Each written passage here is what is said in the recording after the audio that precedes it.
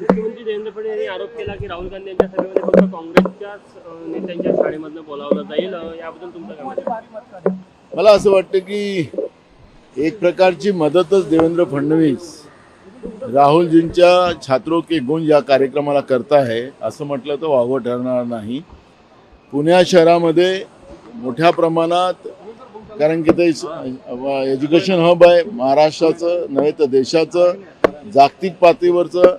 त्या ठिकाणी मोठ्या प्रमाणात शिकायला मुलं मुली बाहेरून येतात आणि म्हणून राहुलजीचं जे विद्यार्थ्यांच्या प्रती जे मत आहे ते मत ऐकण्यासाठी, विचार ऐकण्यासाठी आणि ज्या पद्धतीनं राहुलजी या विद्यार्थ्यांसाठी लढतात आहेत त्या सगळ्या भूमिका ऐकायसाठी मोठ्या प्रमाणात लोक येतात आहेत. जी काही ग्राउंडची मर्यादा आहे त्याच्या 5 पटीनं मुलं मुली स्वयंपूर्तीनं त्या ठिकाणी येणार आहे. त्यामुळे काँग्रेसच्याच कॉलेजचे शाळेचे विद्यार्थी येतील असा समज टाकून एक प्रकारची विद्यार्थ्यांमध्ये प्रेरणा देण्याचं काम फडणवीसांनी केलेलं आहे.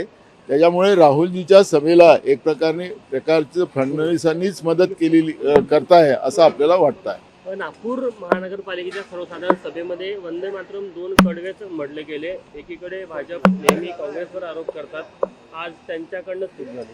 नाही, हे चूक म्हणता येणार नाही, कारण की आपण पाहिलं असेल की वंदे मातरम जे आपण गातो आहे याला मान्यता देण्याचं काम महात्मा गांधी असतील, रवींद्रनाथ टागोर असतील, सरदार वल्लभभाई पटेल असतील, सुभाषचंद्र बोस असतील, पंडित जवाहरलाल नेहरू असतील, या देशाच्या महान नेत्यांनी या वंदे मातरमच्या 2 कडव्याला मान्यता देऊन त्यामध्ये देशातील सगळ्या जाती वर्ण लोकांना सहभागी करून ते वंदे मातरम त्या पद्धतीचं आहे.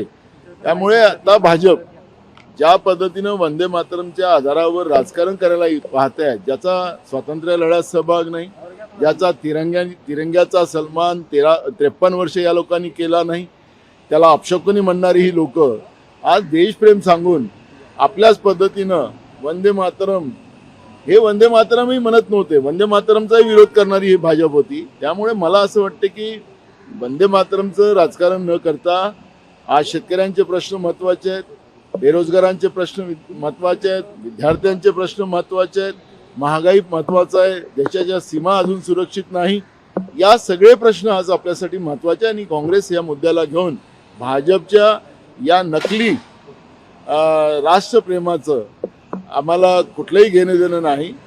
त्याच्यामुळे मला वाटतं की आमच्यासाठी जनतेचे प्रश्न महत्त्वाचे आहेत आणि म्हणून आम्ही ते प्रश्न घेऊन चालतो. पृथ्वीराज चव्हाण असं म्हणाले की 2014 मध्ये शिवसेना, राष्ट्रवादी काँग्रेस आणि काँग्रेस सरकार स्थापन करणार होती.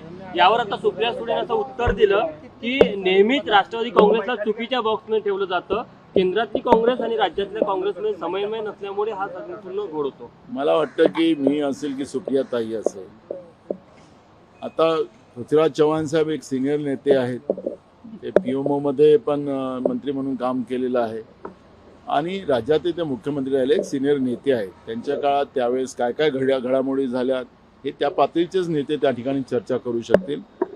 त्यांनी काही मांडलं असेल तर त्याच्यातलं त्या काळात त्यांच्यासमोर काही घडलं असेल, आमच्यासमोर तसं काही घडलेलं नाही. त्याच्यामुळे मला वाटतं की त्याच्यावर आम्ही वक्तव्य करावं असं मला वाटतं. ताईचं जे म्हणणं की काँग्रेस, केंद्रातली काँग्रेस आणि राज्यातली काँग्रेस यामध्ये थोडा समन्वय नाही, मला त्यांनी आम्हाला समन्वय सांगायची गरज नाही.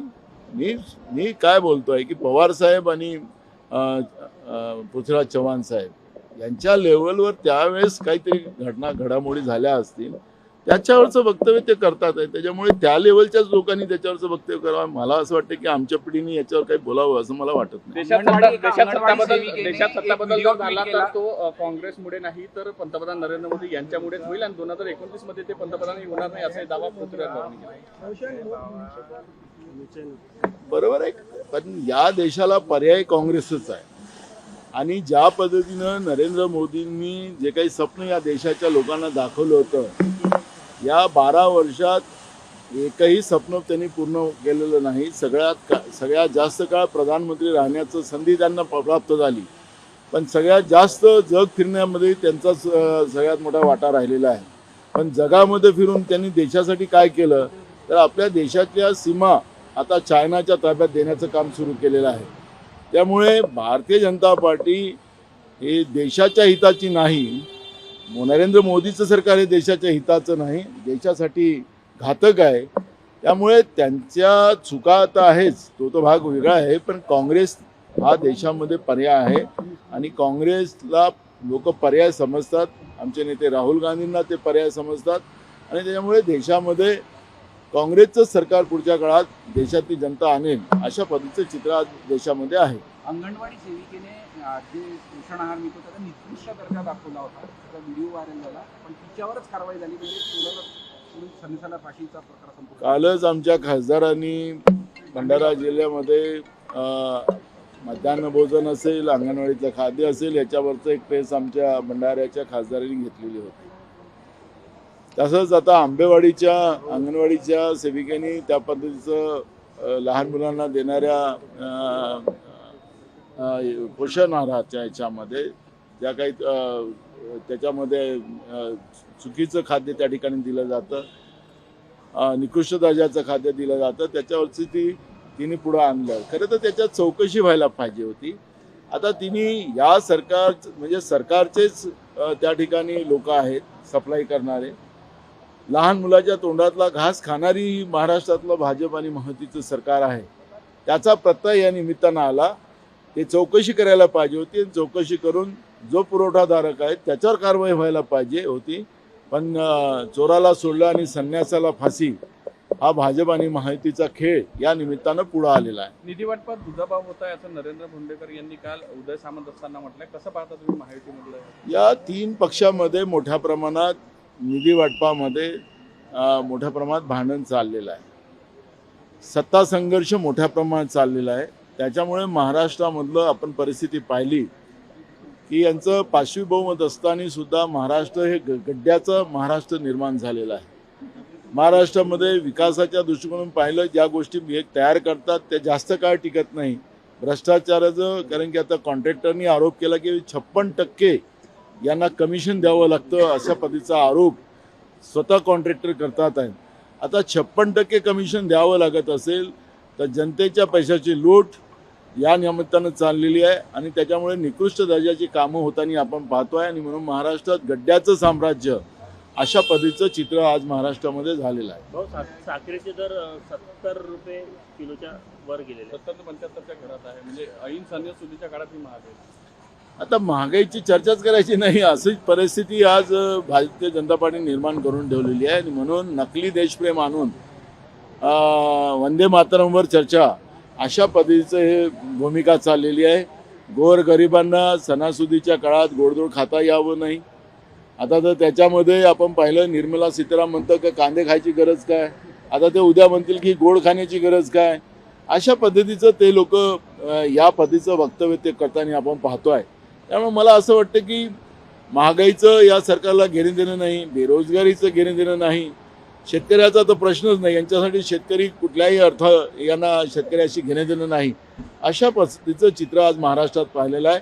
आणि म्हणून आम्ही महाराष्ट्रभर महागाईच्या विरोधात, बेरोजगारीच्या विरोधात, शिक्षणामध्ये असलेलं आता शिक्षक नाही, इमारती नाही आणि शेतकऱ्यांचे प्रश्न घेऊन काँग्रेस पक्ष महाराष्ट्रामध्ये एक मोठी लढाई उभी करेल अशा पद्धतीचं प्लॅन आम्ही केलेला आहे. पुण्यात तरुणांसाठी कार्यक्रम होत आहे, त्याला कुठेतरी संघर्ष पाहायला मिळत आहे, विरोध पाहायला मिळत आहे. मोठ्या काय होतं? कुठलाही संघर्ष नाही आहे. तसं तसे देवेंद्र फडणवीस साहेबांनी राहुल गांधींच्या सभेसाठी मदतच करतात आहेत. ते परवा ते बोललेत की काँग्रेसच्या शाळा कॉलेजचेच मुलं त्या ठिकाणी मुलं राहतील. पण तुम्हाला माहितीसाठी सांगतो की त्यांच्या या वक्तव्यानं जे ग्राउंडची कॅपॅसिटी त्याच्या 5 पटीनं मुलं मुली त्या ठिकाणी राहतील. पुणे हे शहर हे शिक्षणाचं माहेरघर आहे, शैक्षणिक हब आहे. देशभरातून मुलं मुली त्या ठिकाणी शिकायला येतात, जागतिक पातळीवर मुलं मुली शिकायला येतात. आणि राहुल गांधींचं आकर्षण विद्यार्थ्यांमध्ये मोठ्या प्रमाणात आहे, नवीन पिढीमध्ये आहे. त्यामुळे मी तुम्हाला सांगतो की त्यांच्या परवाच्या टीकेच्या नंतर तरुणांमध्ये एक मोठा उत्सव निर्माण झालेला आहे आणि त्या ठिकाणी मोठ्या प्रमाणात मुला मुलींची गर्दी आपल्याला पाहायला मिळणार आहे. थँक्यू.